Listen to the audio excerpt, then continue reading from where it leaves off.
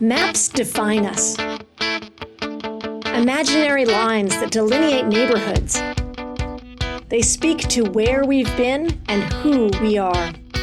But these old boundaries only show part of the picture. Here are the new maps of Brooklyn. These are the maps that tell the story of Brooklyn today. And this is what it's like to live on the grid.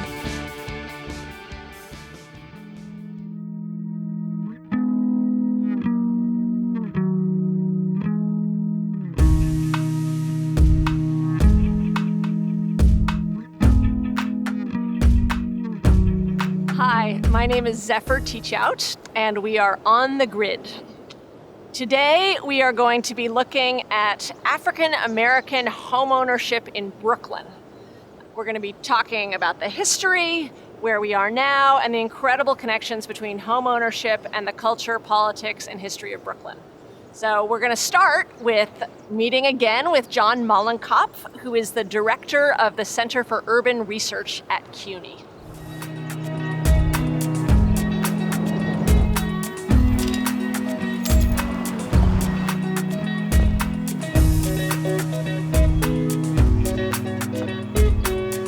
Morning, John. Hello, Zephyr. Nice to see you again. Wonderful to see you.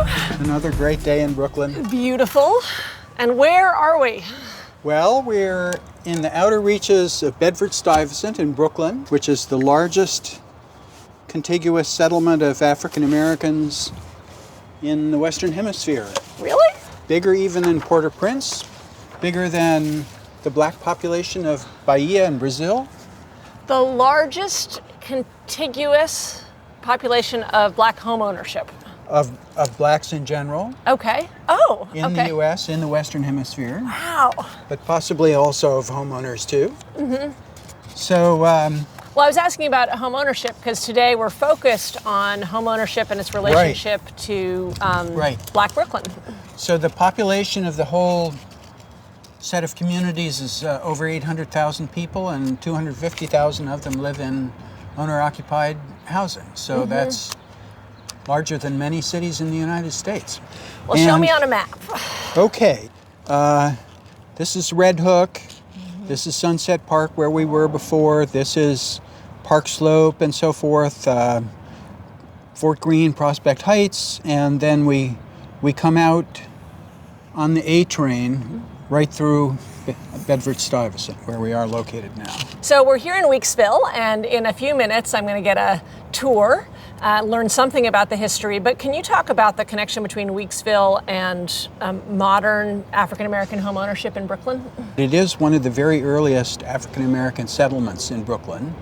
There was an elevated train that ran along Fulton Street from about 1888 onwards. And the interesting thing is that in the 19th century, Brooklyn was very agricultural. There are lots of farms, truck farms. If we were looking out here 100 years ago, it would be carrots and turnips. That's and, absolutely right. broccoli. Probably more like lettuce and tomatoes than, I don't know how easy it is to grow broccoli in Brooklyn, but but really Brooklyn began to develop rapidly at the end of the 19th century. And if you go along like St. Mark's and the other streets of this part of sort of Bed-Stuy, Crown Heights border, you can see very impressive mansions from the late 19th century, early 20th century. And the neighborhood began to be, more and more African American as the African American population of the city grew in the beginning of the 20th century. World War II was a big stimulus because of the naval shipyards of Brooklyn. And that attracted a tremendous number of African Americans from the South who came to be ship workers in the dockyard. And that also, along with the growth of the subway, enabled the community to grow steadily over the years. And it's a very middle-class community. The median income of the entire community is in around $50,000 a year for roughly a household size of about 3 people. And the homeowners have a median income of about $95,000 a year. So the people who are living here are nurses, hospital workers, bus drivers, social workers, teachers, sort of the solid middle class that keep New York City going. Can you explain to me the relationship between high rates of home ownership and gentrification? Well, high rates of home ownership to some degree are a barrier against gentrification because people have the option to stay or sell, and often people will stay. People, who have good housing situations stay in New York City for a long time. But at the same time, high rates of home ownership mean that properties can change hands, and sooner or later, perhaps a market price is reached where people feel that it's advantageous for them to sell because they want to retire and move back to the South or whatever. So it also creates some opportunity for newcomers to come in and buy old houses and fix them up and things of that sort.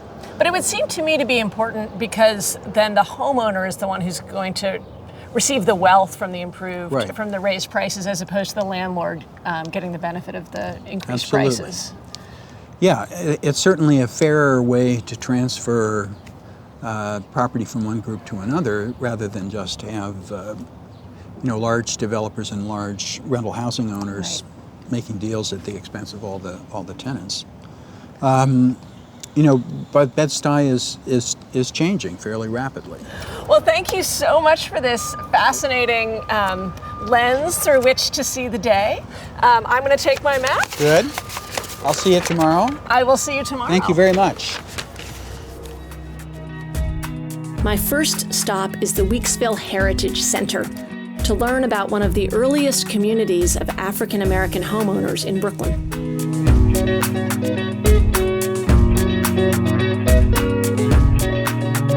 Hi there. Hi. I'm Zephyr. I'm Megan, Goins Juice. Well, I'm excited to learn a lot today.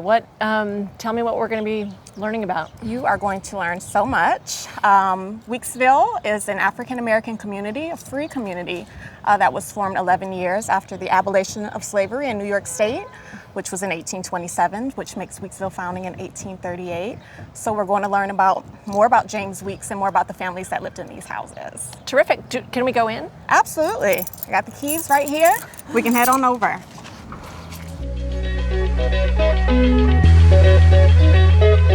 If Brooklyn contains the largest contiguous group of Black homeowners in the Western Hemisphere, then to find out why, we need to start off in a tiny historic enclave that became one of the cornerstones of the foundation of the Brooklyn culture we see today.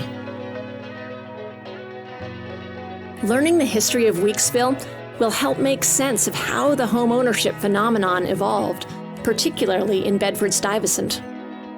So, who are you? What's your relationship to Weeksville? So I am the 5th of July Resource Center Manager for Self-Determination and Freedom. So our 5th of July Resource Center documents this free, emancipated African American community. So there is a large amount of scholarship and information about slavery in the United States, and there's a large amount of scholarship and body of information around civil rights.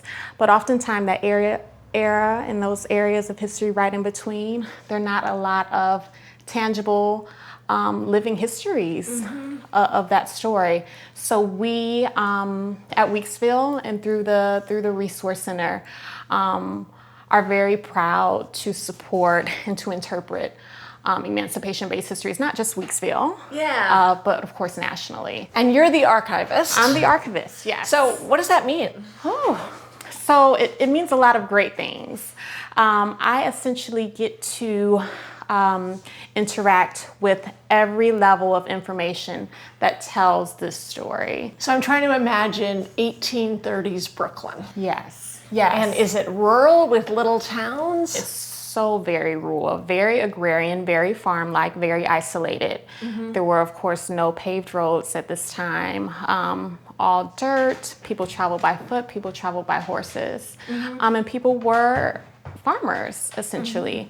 Where these homes were built and why they were preserved is because they sat on Hunterfly Road, which eventually became an alley. It was, established when the city grid was built in the 1880s. It laid off of the city grid, and for that reason, it was glossed over during the era of urban renewal.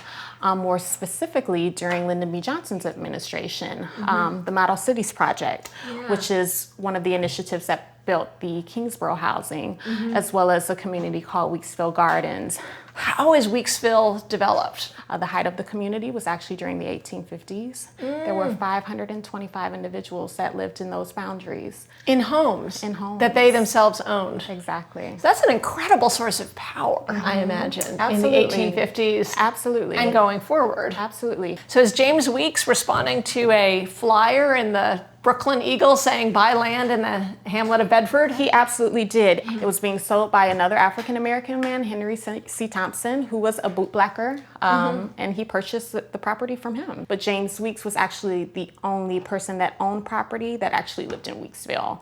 Many of the others bought property here but lived elsewhere with their families. It was basically forgotten and merged into Bedford Stuyvesant. So how do we know about it now, or was it rediscovered, or? It was rediscovered. So the homes were always here. So if you lived in this community, you knew about the homes. They were those homes in the alley. And many people, if you approach the set of homes from Bergen Street, it literally looked like a driveway. There was a gate right on the street, and you wouldn't know that there were a set of homes with such a dynamic history down that alley. Weeksville appeared in one textbook, and it was used as a text for a community survey course actually at Pratt, led by a historian. His name was James Hurley, and he introduced it to his class. And just at that moment, there was a New York Times article on these homes saying that somehow there were a set of homes that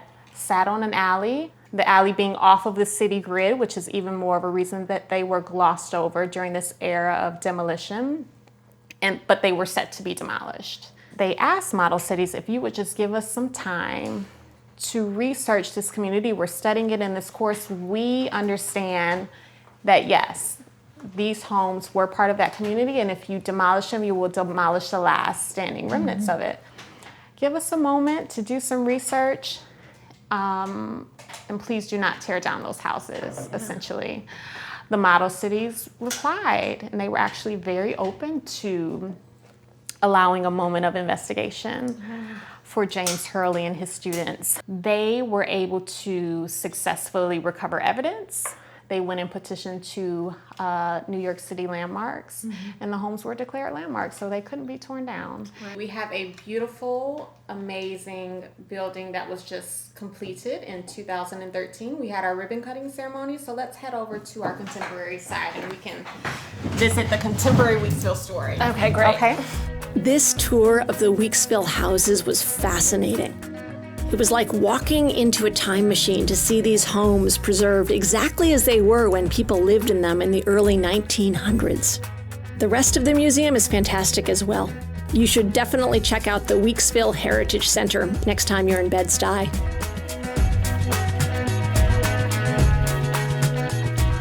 Now that I've learned about the early history of African American homeownership in Brooklyn, I'm going to meet one of the descendants of Weeksville, Linda DeJesus. Linda's going to tell me about her family's history as homeowners in this area and her own experience today. Hi, how are Hi, you? good. How are you? It's so nice to meet you. Same here. Come on in. Thank you for welcoming me. Let's have a chat. This is a beautiful home. Thank you. As you may know, and as we're learning, this is the highest concentration of African American homeowners in the Western Hemisphere. Yes, it is. And you are one of them. And I'm one of them. And my family is one of them. Yeah. And we've been here for a long time. So I just came from Weeksville, and I understand you have some connection to Weeksville? My grandmother was born in Weeksville in the late 1800s. And we think, we're not sure, that her mother may have been born in Weeksville also, but right now they're trying to get that data is a little tricky. You bought this beautiful brownstone. And I have heard that you are a central figure in the Brownstoners of Bed-Stuy. When I first finished doing all this work in here, they asked me to put my house on house tour. And so I did. And then it's like this organization that just grows and grows, and you become more embedded and more embedded, and you get more involved and you get more involved. So it's taken on a life of its own, and it's such a great organization because it does so good. What does it do? We do a lot of things. Everyone knows us for the house tours, and that we do every the third Saturday in October every year. And the proceeds from the house tour pay for scholarships for a student from Boys and Girls High that goes to an historically black college.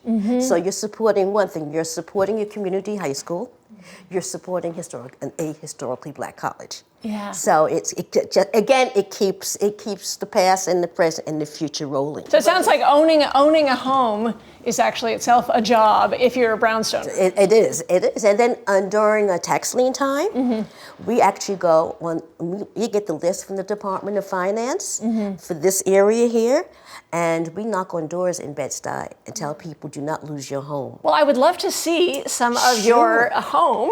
Absolutely. A lot of the things around here. First of all, you have beautiful art. Well, okay, this art here, I travel a lot. I was in Malaysia. Oh, wow. And I went into this museum and I walked into, that's the piece for that wall. And most of the stuff around here is from my travels, because I've done a lot of traveling. Yeah. It's been my pastime. This is a traditional hat from Outer Mongolia. And I was horseback riding on the Mongolian steppes for 5 days. Of course you were, right? Yes, living in yurts and drinking horse milk and getting very sick. And here I got this in Zanzibar. I treated myself to safari and Zanzibar after climbing Kilimanjaro. So I did that first. Okay. That's how you kick off retirement. From here out are the original floors. This house was built in 1889, and these floors have stood up. They're gorgeous. They're absolutely gorgeous. These new floors, not as good as the ones that were done in 1989. So you have an interesting. Wow, this is a nice piece of art too. Well, this was done. This piece of it was done during my 60th birthday party. Yes. And so me and Anina had everybody put down good wishes, and under there is a picture of all of us at 60. But I just turned 70, so I kind of plopped this on top. We have our family business, and that's an interesting story because 24 family members got together and invested their own money. We have it, and we named it after my grandmother, and it was called Emmeline's. Before we go, I'll show you my sunroom. Oh, great. And my yard that I love. It's a little better now because the sun's going down. This is so beautiful. But this is my favorite room, except for July and August. I bet this is pretty in the fall too. It's gorgeous in the fall. Do those turn yellow or? Well, this here is the vines, or they just some of them, because there's some climbing clematis back there for the fall, and this is a dogwood. Now I'm going to Ted and Margie Fletcher. Yes, you know them? Oh, very, very well. Both Ted and Marge are one of my community readers. Both of them they read for me, and Margie chairs the house tour committee for the Brownstoners, and I work on her committee, and I do the writing for on the brochures. We just go back and forth. Yes, we all know each other. Well, talk about community power. Exactly. But I don't want to be late, so okay. Let me get you and let you out. Thank you. I am off to meet Ted and Margie Fletcher to tour their home and hear their thoughts on gentrification and the growing interest in purchasing property in Bed-Stuy.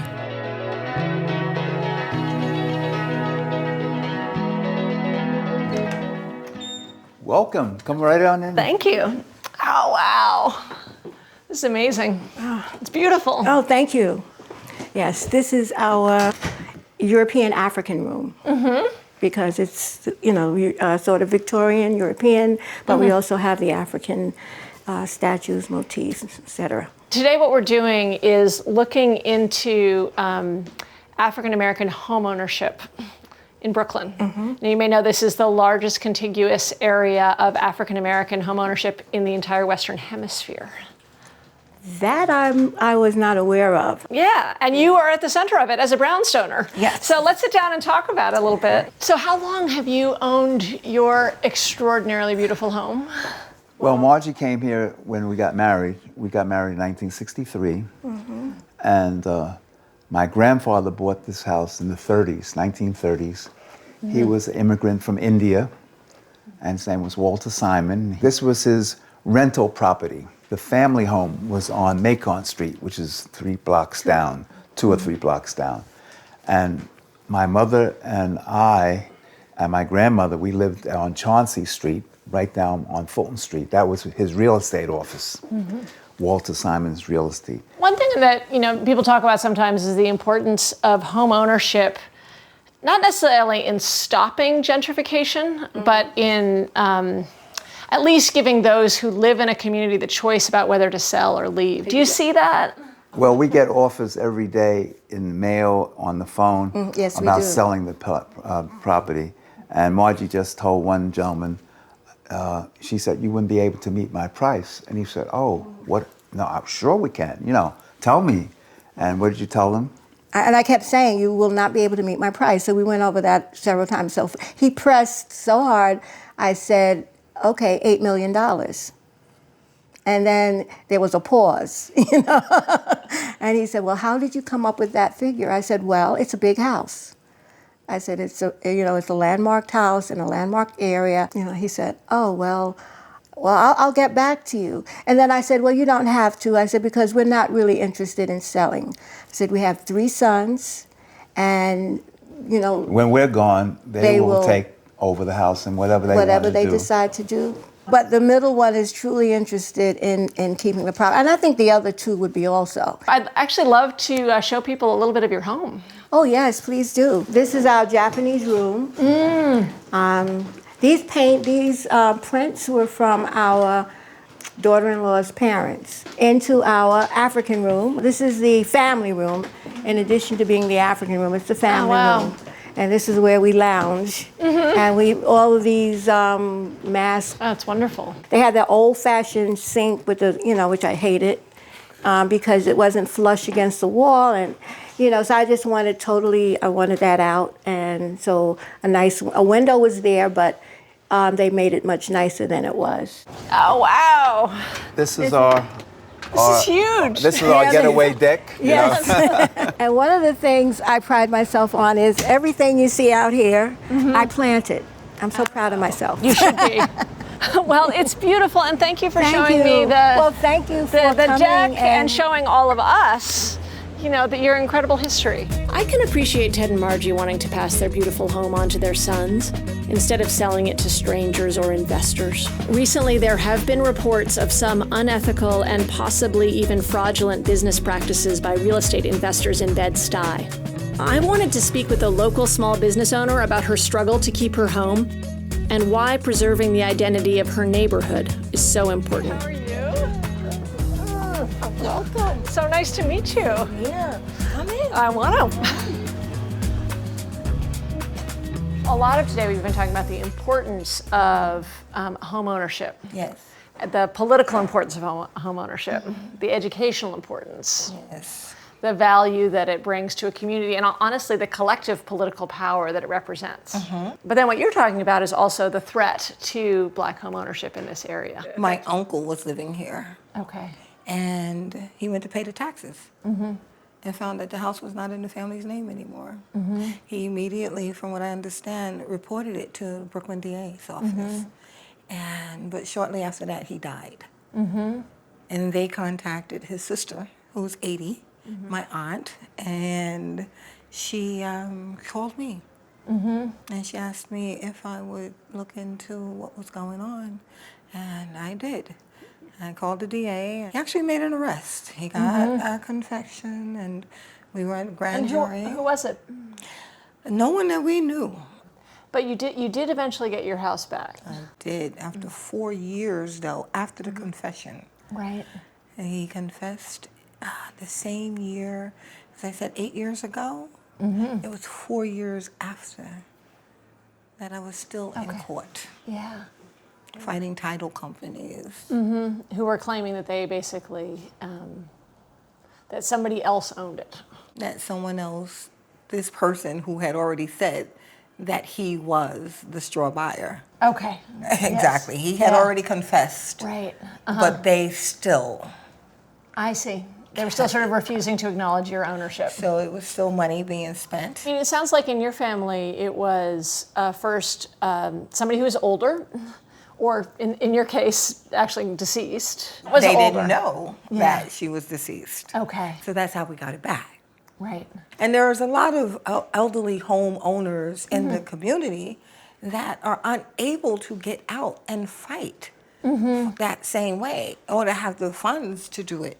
Yeah. They don't have the energy, the funds, the time, none of it to run around. Why do you think there are efforts to defraud homeowners? The equity and the property. So have you been organizing with other homeowners who have been facing similar or related kinds of fraud?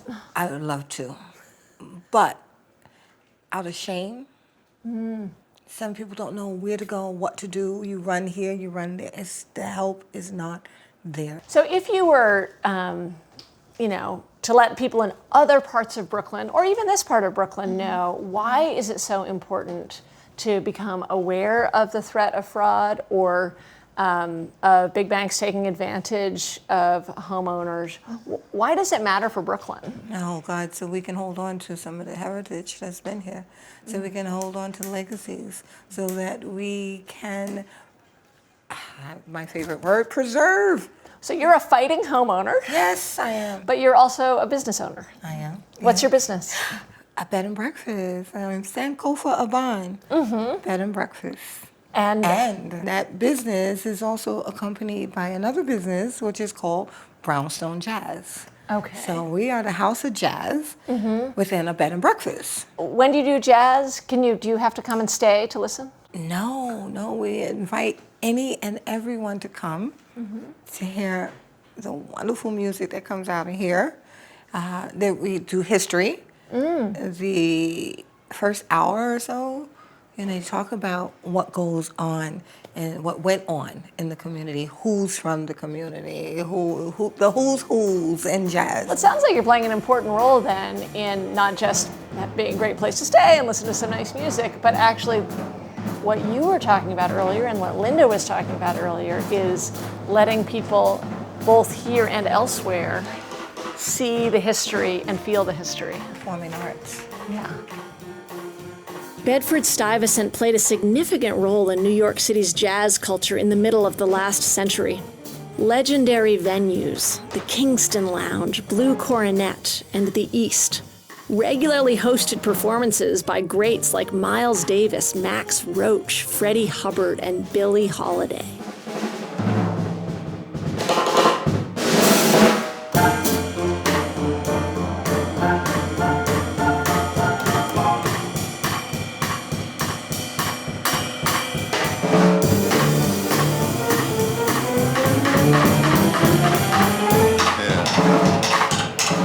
Attention, boy.